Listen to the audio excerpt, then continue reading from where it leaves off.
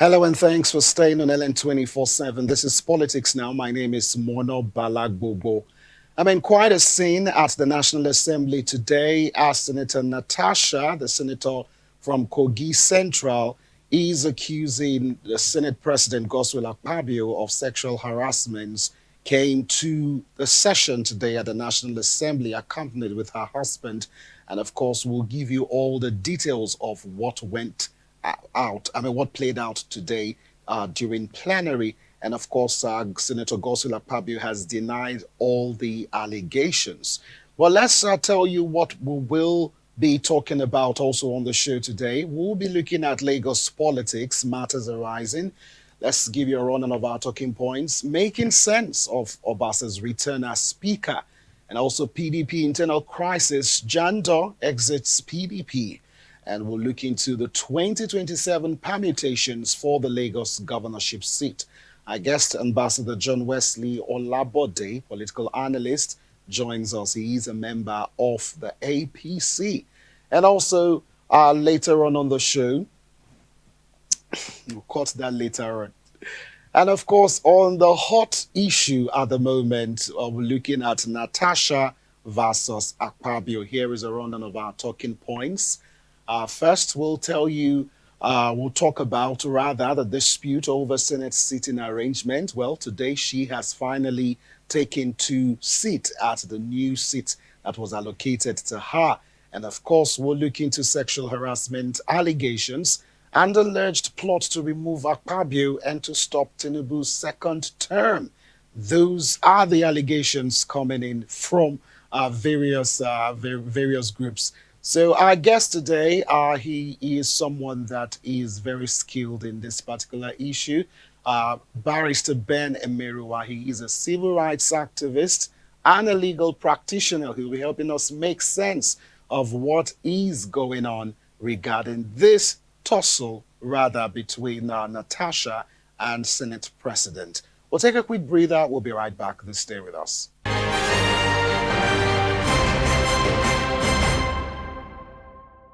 So let's start the show. Quite the drama and the spectacle at the National Assembly today. We're talking about Natasha versus Akpabio. And of course, we're looking about the dispute over Senate seating arrangement, sexual harassment allegation, and alleged plot to remove Akpabio, stop Tinubu's second term. Our guest, Ben Emeruwa, civil rights activist, is standing by to speak with us. So let's get to it. The rift between the president of the Senate, Senator Godswill Akpabio, and the chairman of the Senate Committee on Diaspora and NGOs, Senator Natasha Vs Akpabio, PDP Kogi Central, has escalated with Senator Akpabio accusing Akpabio of sexual harassment and political victimization. Let's give you a rundown of the allegations against Akpabio. We have visuals of, the formal petition that she presented at the National Assembly today. But let's look at the graphics. First, Senator Akpabio claimed that Akpabio made unwelcome advances toward her and later obstructed her legislative work after she rejected him. Now, she also alleged that the Senate President deliberately blocked her motions from being heard, particularly her motion to investigate corruption at the Ajaokuta Steel Company. She alleged that the Senate President held her hand and made an unsettling remark, in quote, saying, "Now that you're a senator, I will create time for us to spend quality moments. You will enjoy it," on December 8th of 2023, when she and her husband attended his birthday celebration in Uyo, Akwa Ibom State. She further claimed that after rejecting Akpabio's advances, she faced political obstruction in allowing her motions on the Senate floor. She alleged that Akpabio once told her, "Natasha, I am the chief presiding officer of the Senate. You can enjoy a whole lot if you take care of me and make me happy." Now, the controversy intensified last week when Akpabio protested the reassignment of her Senate seat upon arrival at the chamber. She found her nameplate removed and her seat reassigned. She viewed the move as an attempt to sideline her, asserting that it was part of a broader pattern of harassment against women in politics of power who refused to comply with certain expectations. Now, there's been so many reactions. The Senate leader later referred to her case. I beg your pardon. The Senate later referred to her case to the Senate Committee on Ethics, Code of Conduct, and Public Petitions for investigation, with the committee giving 2 weeks to present its finding. Meanwhile, Mrs. Eketi Akpabio, wife of the Senate president, has dismissed the allegations as false and malicious, describing her husband as a disciplined and respectful man, not noting that he has a long history of supporting women's inclusion in government. Now, meanwhile, the apex socio-political body of the South-South geopolitical zone, that's PANDEF, has raised the alarm that sexual harassment allegations against the president of the Senate, of course, and chairman committee on diaspora and NGOs, and from PDP Central, are designed to remove the former from office and also truncate plans for President Tinubu's second term. According to PANDEF, the action by Natasha Vs is a political move to remove Akpabio as president of the Senate, as the Arewa Consultative Forum has confirmed. In their statement on Tuesday, the National Publicity Secretary Chief Obiwebi PANDEF noted that sexual harassment allegations are also targeted at the second-term ambition of President Bola Tinubu, saying that the case of the Kogi senator is the first phase for the North to carry out their plans, adding that it is the turn of the southern Nigerian to produce a Nigerian president in 2027, having done 2 consecutive tenures by the North under the administration of President Bola Ahmed Tinubu. So let's have some sound bites. Let's take a look at what Natasha said at the National Assembly today and the response. We've got the audio response of the Senate president. So let's have a listen to it, and then we'll come back to talk. President, distinguished colleagues, I'm Senator Natasha Vs, and I stand to raise a petition under Order 40. A petition may only be presented to the Senate by a senator who shall affix his or her name at the beginning thereof. The petition is in my name against the President of the Nigerian Senate, His Excellency Senator Godswill Akpabio, for sexual harassment, abuse of office, and malicious obstruction of my legislative functions. You may recall, sir, that on Friday in Arise TV, I did make some statements. And I have decided to narrow these statements in a formal petition against the President of this Senate. So if it may please you, I would humbly step forward and lay this petition. Thank you. You may proceed.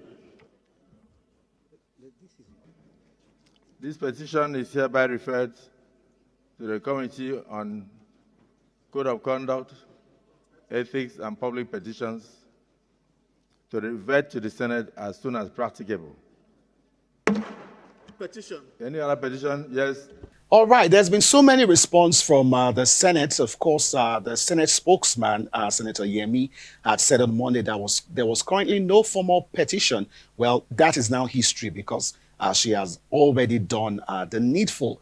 And he described Akpabio's allegation against the Senate president as a storm in a teacup, even as he insisted that all senators, including Natasha Akpabio, must adhere to rules in their conduct and utterances. Well, today, she did the needful and resumed the seat that was assigned to her.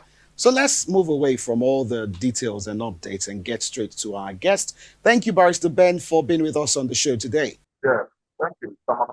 Thank you. It's always a pleasure. So what's your reaction to these allegations? Thank you, Mana. Firstly, you see, matters of sexual assault or sexual harassment are matters of issues which those of us in the civil rights community, and not just the civil rights community, but also the laws of the Federal Republic of Nigeria take very seriously.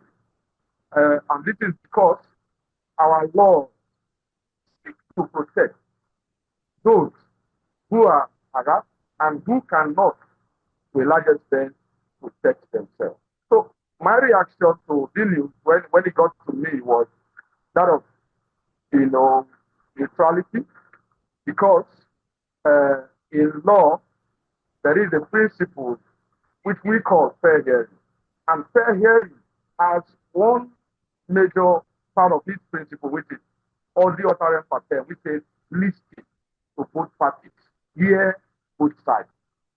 So that before we start taking, a solid position, we should make several attempts, reasonable attempts to get the opinion, not just of one side, but also of the other party, who I'm sure is also trying to organize some form of defense for themselves. So my reaction was that hopefully, be able to hear from both sides.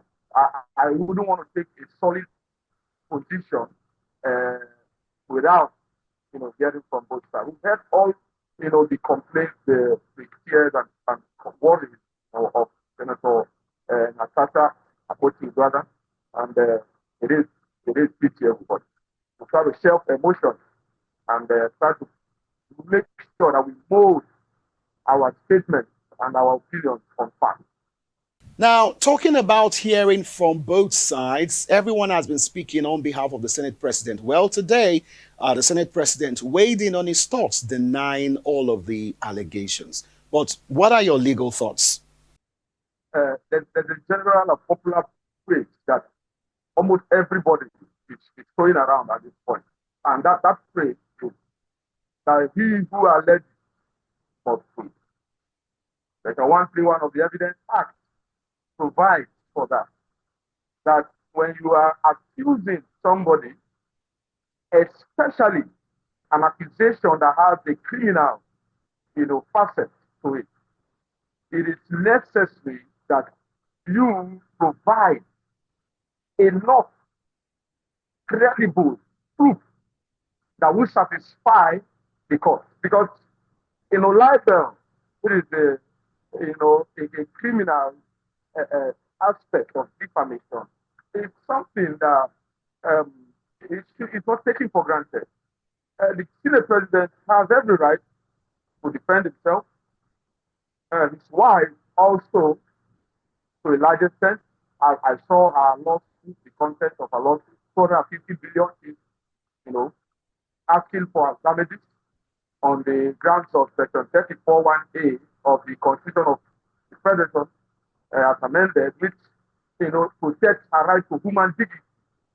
And she is saying that the publications, the outburst of Senator Natasha Akpabio has affected and tampered with her dignity in the fact that she is the wife of the Senate President. Of course, the law protects her for that. So she has every right. Now, the Senate President necessarily doesn't have to engage in, media exchange or media banter, because the media is not the position or the place for seeking redress when your rights have been, trampled upon, or when accusations like this have been thrown around at you. The courts are the place provided by our laws and our legal system for you to seek redress.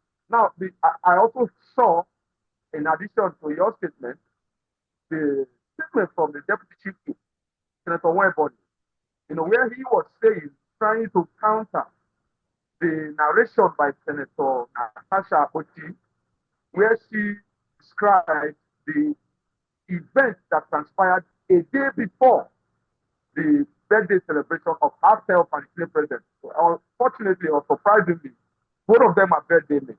And he gave, a different narrative. For me, Senator Akpabio, the Senate President of the country, is entitled, can be protected under the Constitution, Section 36, to be given fair hearing, and he can only express himself properly in the court of law. His wife also, who has already begun the legal proceeding against Natasha, who has also said that she has enough evidence. So, for me, I would like us to let this play out in court. Let it play out in court, because that is where we can actually get facts. We can get substance to a lot of these allegations that are applied. And that's why I keep saying, let us halt our emotions. Let us try to contain our feelings, because our feelings are not what constitutes legality. It is the pronunciation of the court that constitutes legality. So I advise all parties to approach the court, those who are already in court, to please declare, not just to the court, but to Nigerians what that fact they have. And then let the court, based on extant laws, give rulings on it. Sexual harassment is a serious matter. It should not be taken for granted. I don't subscribe to that. I don't subscribe. It should not be taken for granted. Now, away from the sexual harassment allegations, she raised issues of being maligned, which seemed on her part to go too far with the seating arrangement dispute last week and the move to have Senate probe the Ajakuta Steel Company. What are your thoughts on that?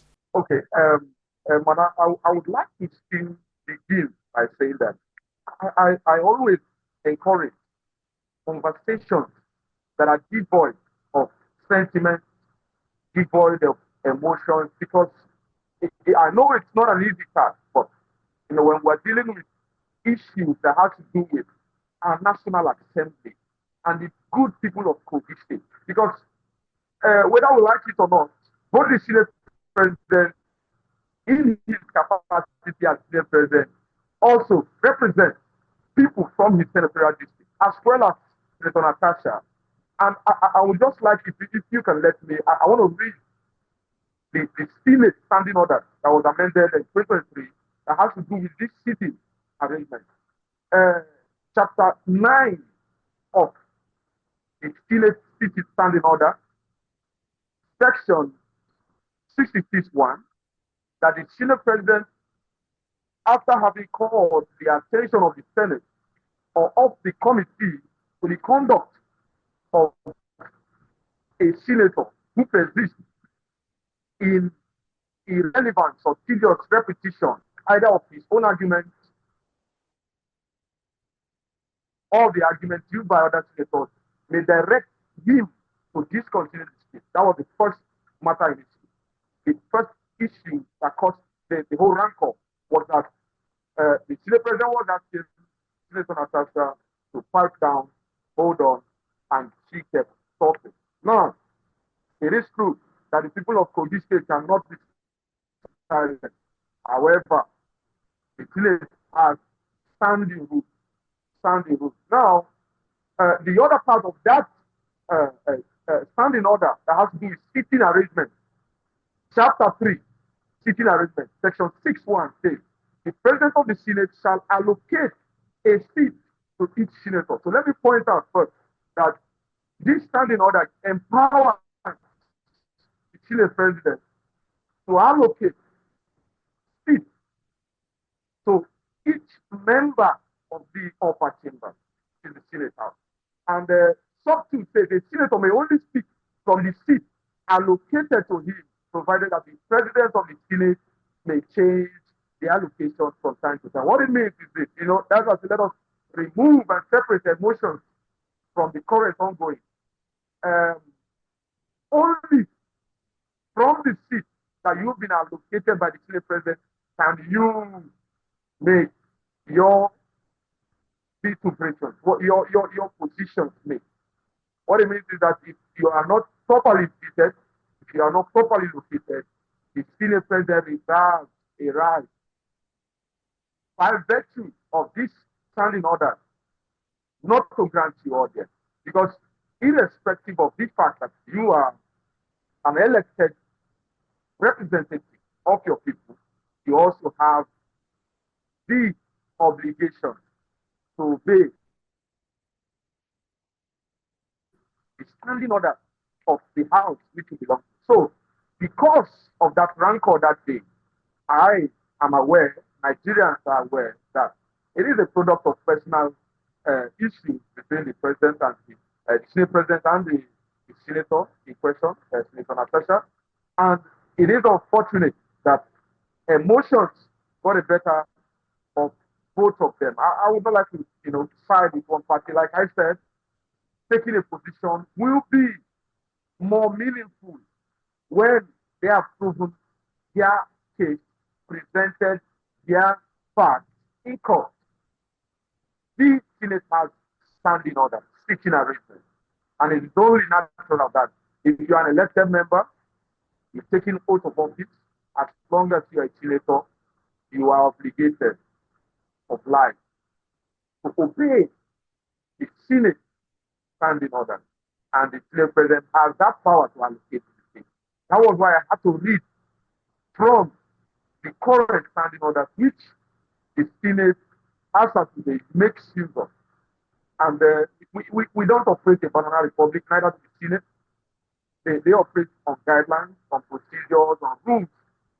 And so it is, for me, in my opinion, within the rights of the Senate president to ask her to please step down and output, because section 6.1 of chapter 3 of the Senate standing order and chapter 2 provides that you can only speak from a seat that has been allocated to, not where you are sitting in somebody else's seat.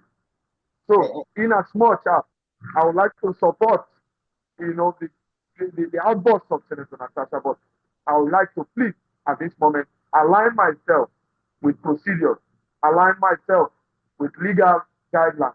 Now, for many who are not buying into Senator Natasha's allegations, like Pandef, alleging that she is working to get Akpabio removed and to truncate President Bola Tinubu's 2027 bid. What are your thoughts on these allegations? One thing that is very clear for everybody, who lives within the Nigerian political space is this: everything usually has some sort of political undertone. Now, I would like to please remain on this same position of mine that I would only want to speak on facts. You see, propaganda is a tool used by politicians. And politicians are people who have mastered the craft of using propaganda. Anything can be played to mean anything. And that is why I would like to say, and even urge the Nigerian people to please keep our opinions, our sentiments, our thoughts on this issue on fact. Now, it is possible, very possible, that the issues here are political undertones. It is very possible. However, we must keep the emphasis on the issue which is on ground, which is sexual harassment. Now, if she's doing this, I know she's a woman and also a lawyer, so she's aware of the provisions of the law as regards sexual harassment, especially when accusations like this are done unfoundedly. I would like to keep my thoughts and my opinion on facts.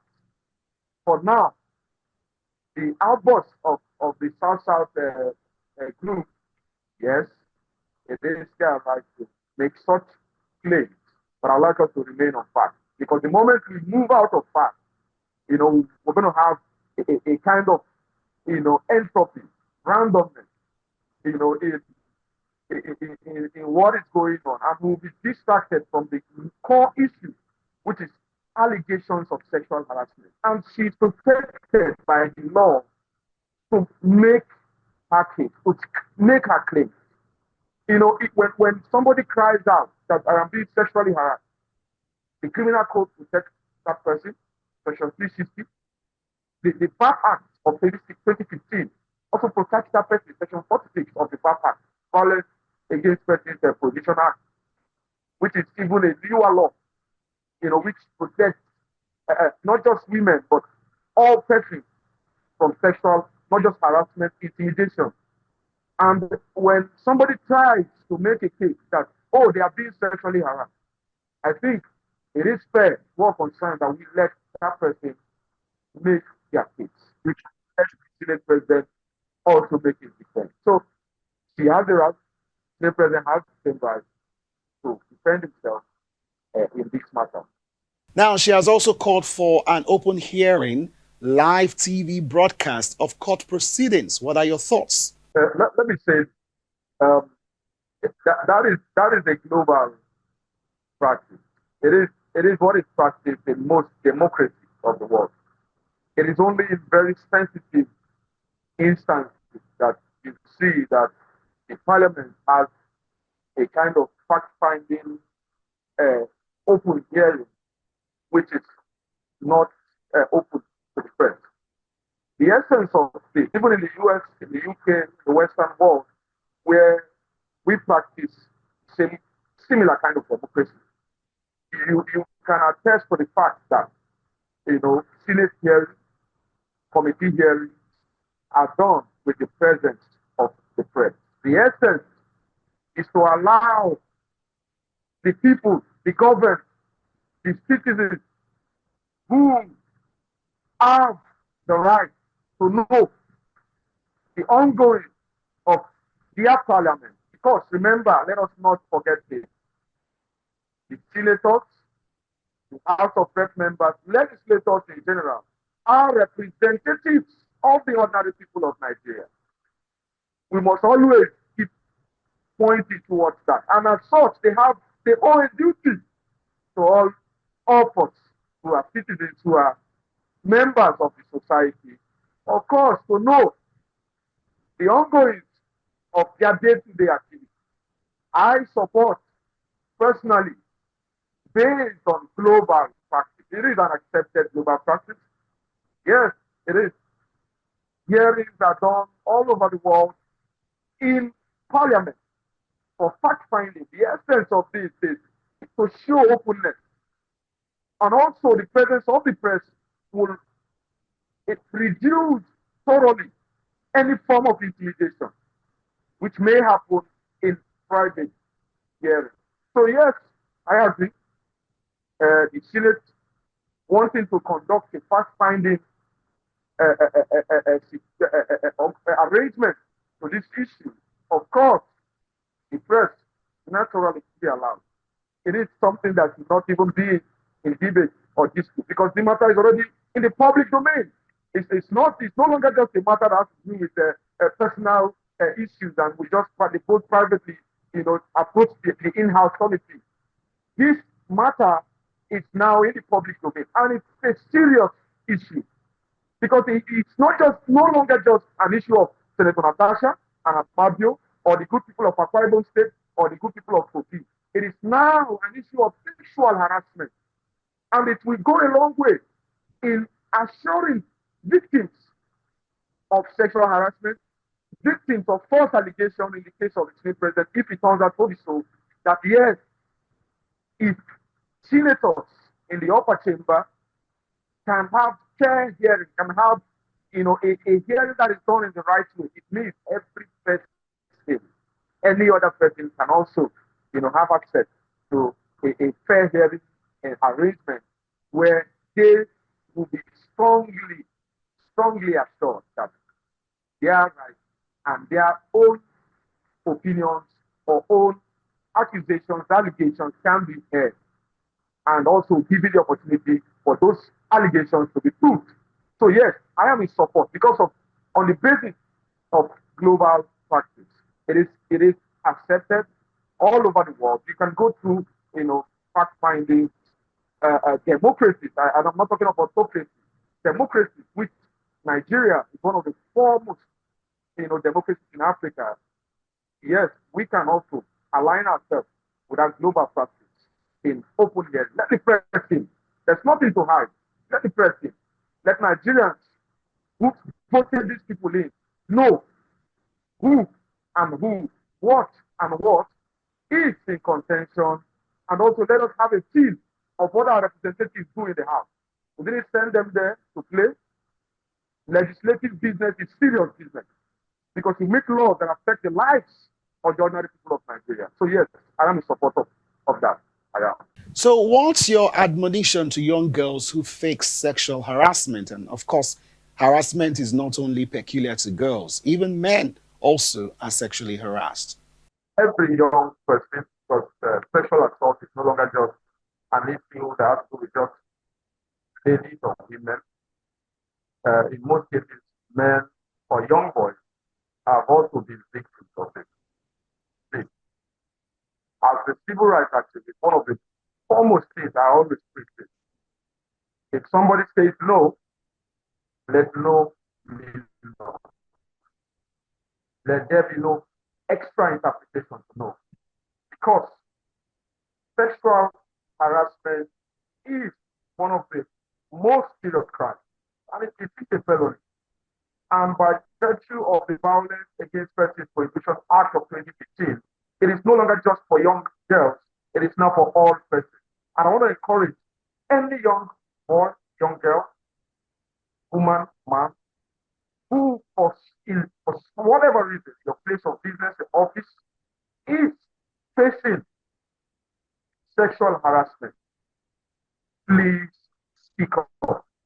If you cannot get through somebody you can confide in, approach any civil rights organization, approach any religious organization, because it is one of the most have been clamoring for stronger laws on sexual harassment.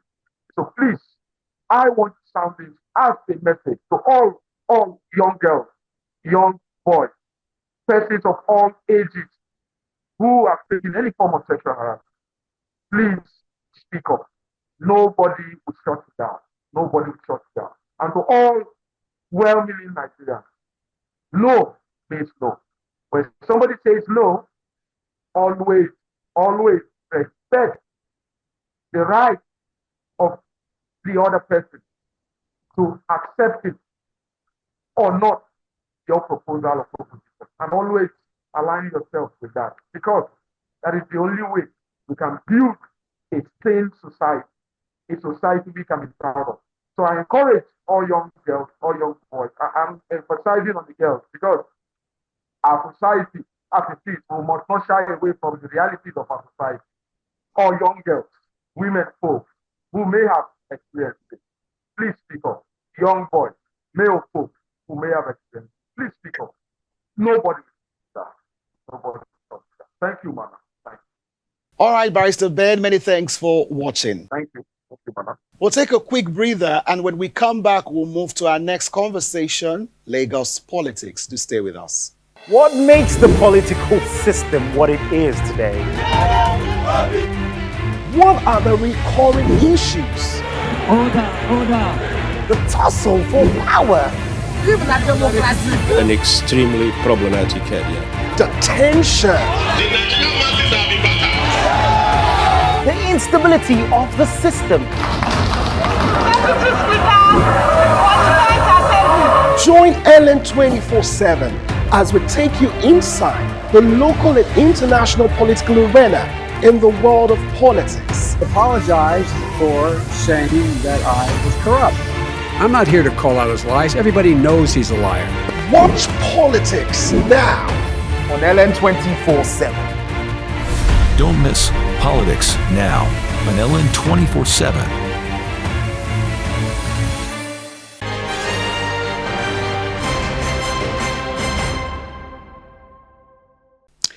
Now, many thanks for staying on Ellen 24/7 and away from Natasha versus Senate President Godswill Akpabio.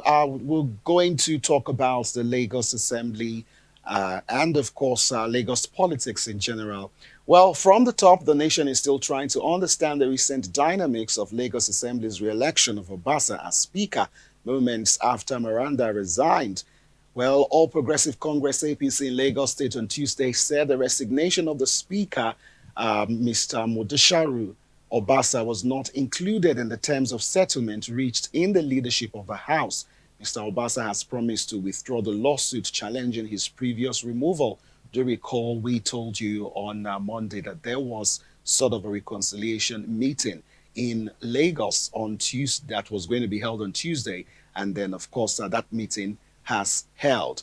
Now, the re-elections by the 40-member Legislative Assembly followed a series of interventions by the leadership of the All Progressive Congress APC, both at the national and state levels. Let's have a listen to some sound bites from Modesharu Obasa, and of course, Mojisola will be right back.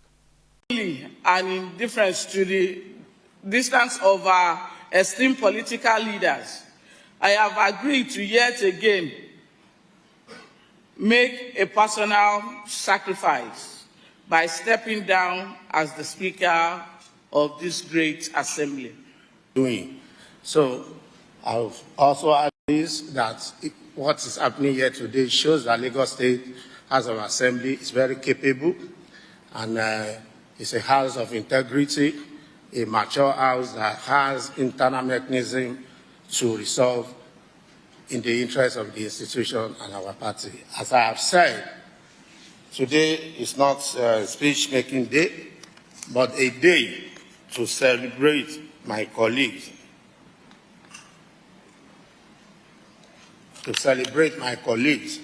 and thank them for all they've been doing. And I'm sure we'll continue to work together in peace, in love, and in harmony.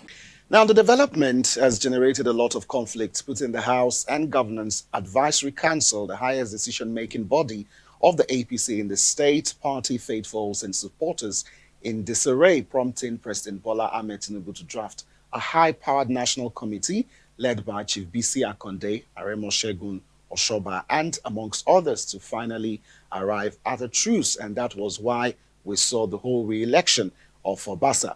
Meanwhile, the newly re-elected Speaker of the Lagos State House of Assembly, Obasa, on Tuesday, had this closed-door reconciliatory meeting with 39 lawmakers. The meeting was aimed at wooing the aggrieved lawmakers to his side and dousing frayed nerves, as well as charting a new course. Now, going by the development, Obasa may eventually not resign his position, as widely speculated. Like I told you, the APC revealed to the Vanguard on Tuesday that that is not going to happen. So let's bring in our guests to begin the conversation. Ambassador Wesley, thank you so much for being with us on the show. Thank you very much for having me. Now, the last time you were here, you sparred with Jide Ojo over some of his thoughts and predictions which have actually come true. That particular constituency of Obasa is so important. From what I'm hearing, it is the biggest constituency in Nigeria and if not even Africa. And that seat is very important to President Bola Ahmed Tinubu. So what are your thoughts in general about the re-election of Obasa, the resignation of Maranda? You know, I said so that the bottom line of all of it is about having a good face for his campaign, you know, and his interest for governor in Lagos State. And so I can also tell you that well, today is Wednesday. Hopefully by today or tomorrow, he's also likely to resign himself. So he's also likely to resign immediately and you know, maintain that good face that he desires, which is the essence of trying to get back in office. Now, moving forward, I want us to talk about the House. Although this reconciliatory meeting has taken place, do you feel the House could possibly be divided over, you know, what has played out so far? It's simply politics. Interest is what is permanent.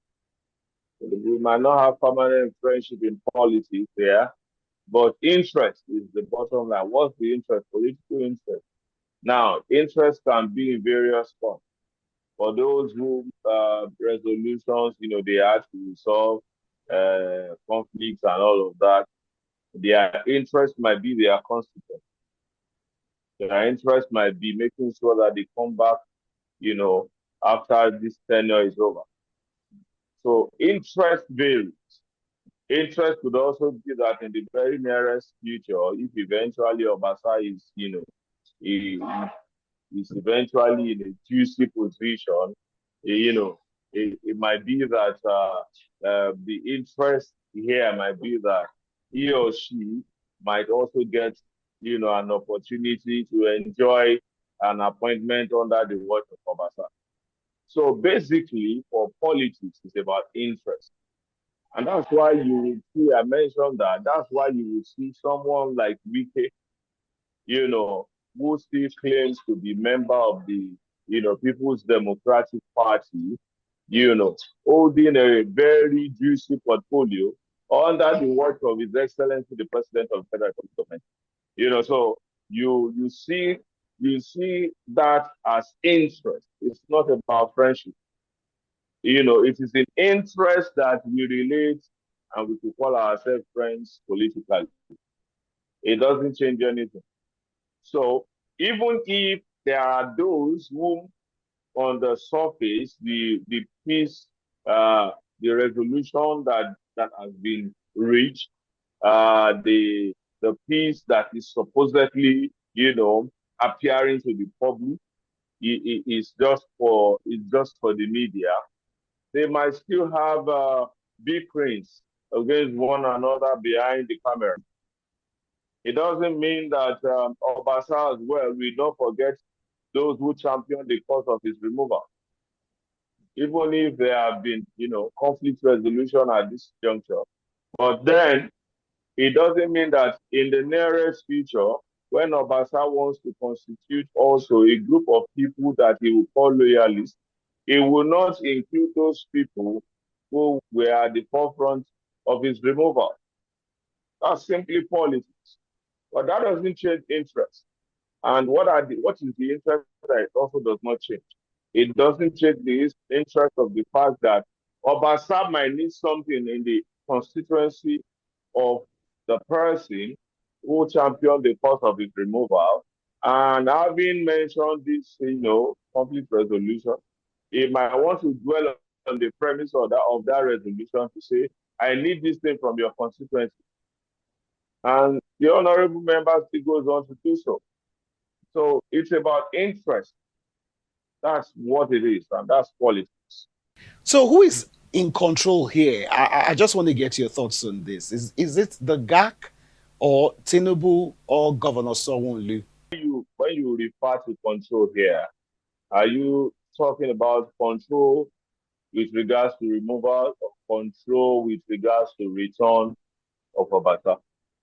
I think both before and even after. Okay, so with regards to removal, it is most likely that the governor must have, tipped off some of these loyalists, on the floor of the house, must have tipped them off that come. This guy is a thorn in my flesh. What can we do about it? And when we talk about loyalists, they want to go all out to do anything, for the person that they are loyal to feel comfortable. And so if these loyalists are to be more on the floor of the house, we could say that the control is from the governor and the removal of Obasa from the government. The other way around, if we say that the removal is from the GAC, it could also be that the GAC just wanted to teach Obasa a lesson so that he knows that he is not absolutely powerful and can remain in office as he so desires. So the other part is the return of Obasa can be regarded as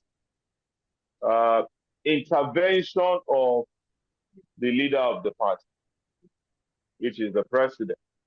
So the president intervening must have seen where the whole issue of removal and returning was heading to, and must have decided to intervene and called those concerned to order to go and resolve whatever the big things were and ensure that things were brought back to status quo.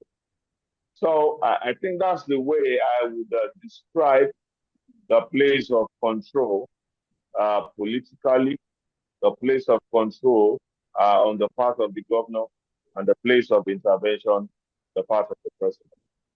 All right, now let's move away from the Lagos Assembly politics to just the whole political atmosphere in Lagos. The 2023 governorship candidate of the People's Democratic Party in PDP, Lagos State, Mr. Olajide Adediran, popularly called Jando, on Monday dumped the party, citing internal crisis within the fold and promising to unveil his next move. He, however, accused some PDP leaders, including a former deputy national chairman of the party, Olabode George, of allegedly working against the party. So this is away from your party, Mr. Wesley. Let's talk about 2027. Jandor exited PDP, says possible coalition with Labour Party, and you will recall that both him and Rhodes Viver were actually vying for the governorship candidate of the PDP and ran on that Labour Party.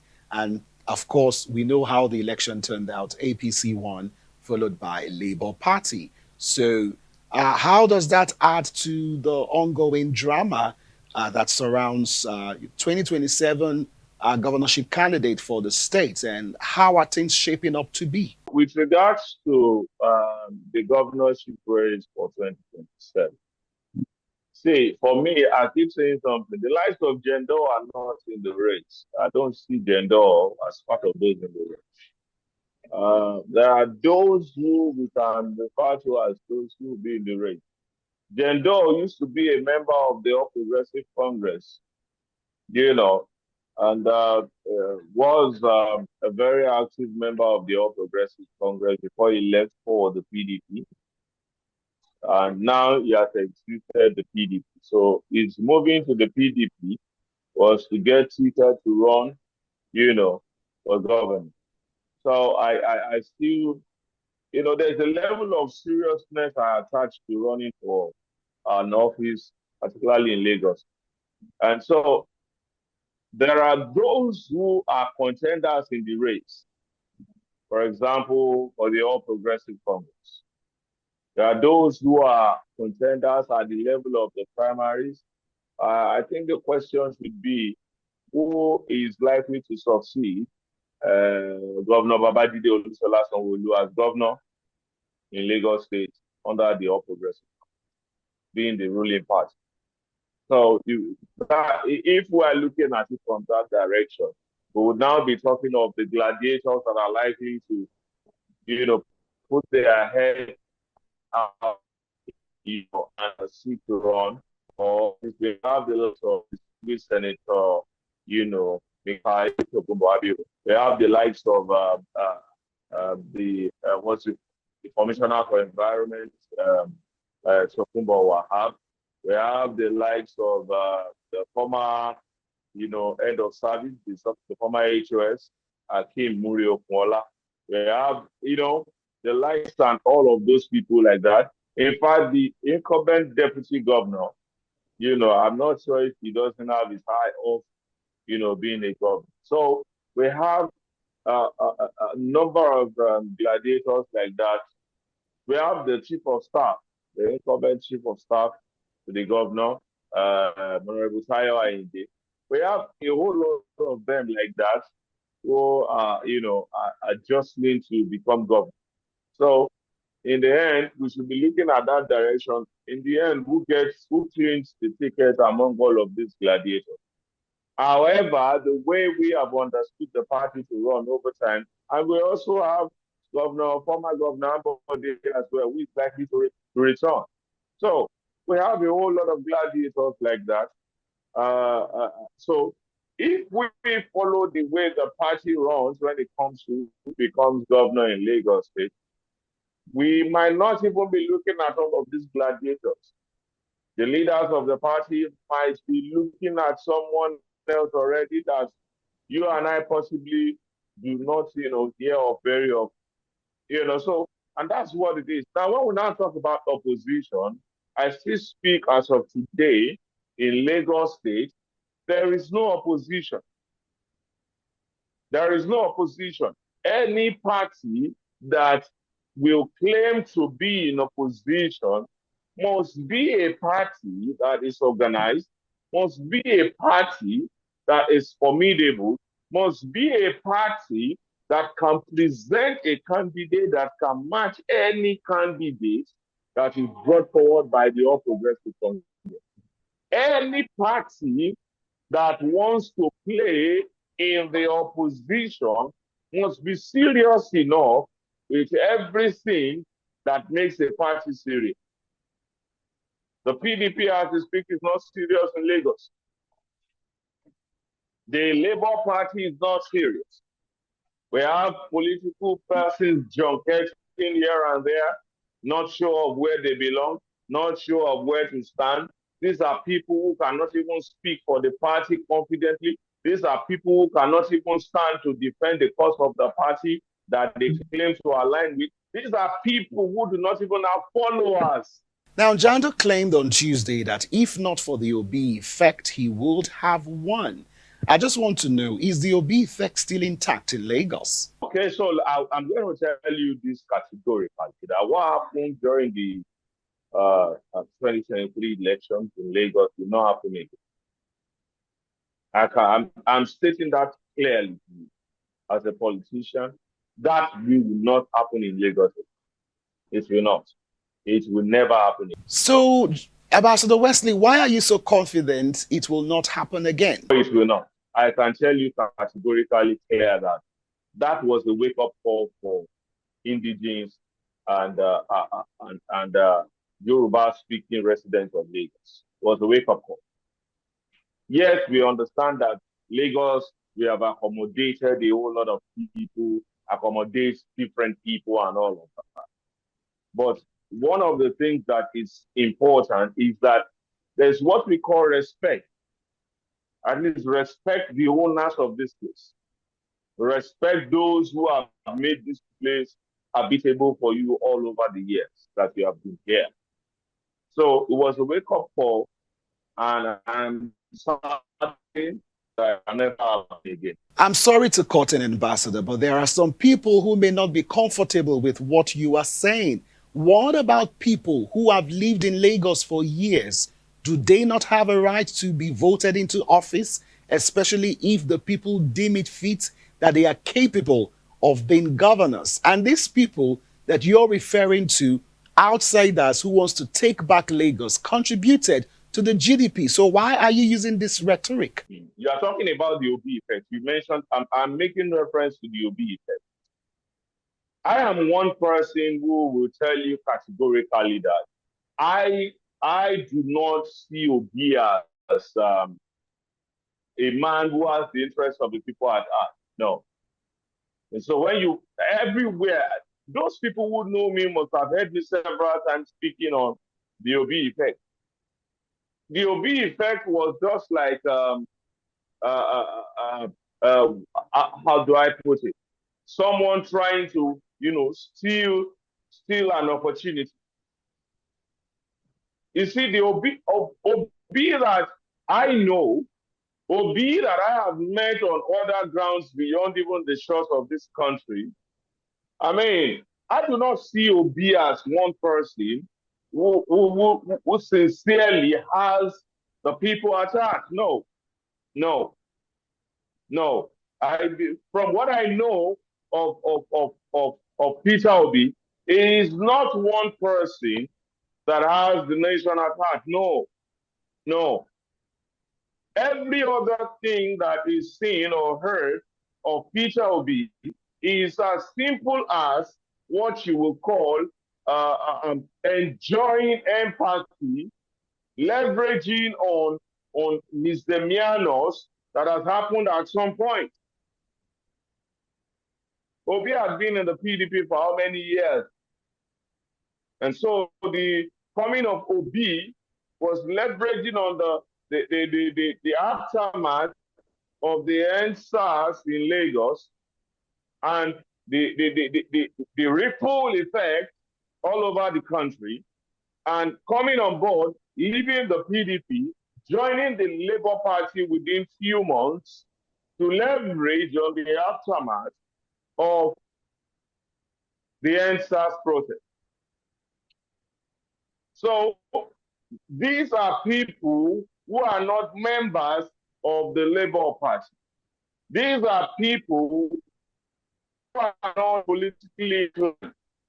These are people who are not intentional about what they want to do as regards voting.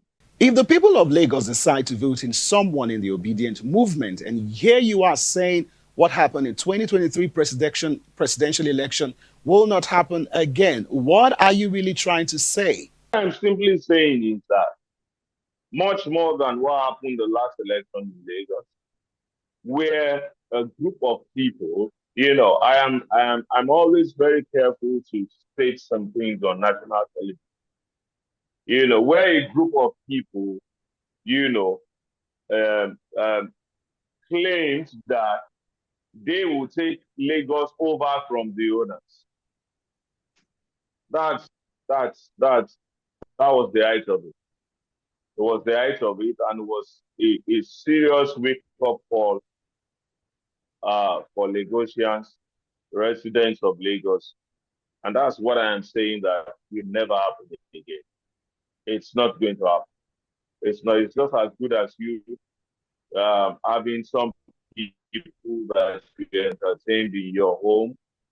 You brought them into your home, you gave them food, you allowed them to feel very comfortable. And then at midnight, they woke up and they decided to use your home. Ambassador, sorry I have to cut you in again, but these people are not taking over Lagos with force. The language that you're using, suggests to me that you feel as though there is something, nefarious at play here. But this is a democracy. Mana, I am telling you this categorically. These people, expressly stated that they would take over this state. They would conquer the owners of this state and take it over from them. It's not going to happen again. No, it won't. I'm just very clear about that. It's not going to happen again. It will never happen.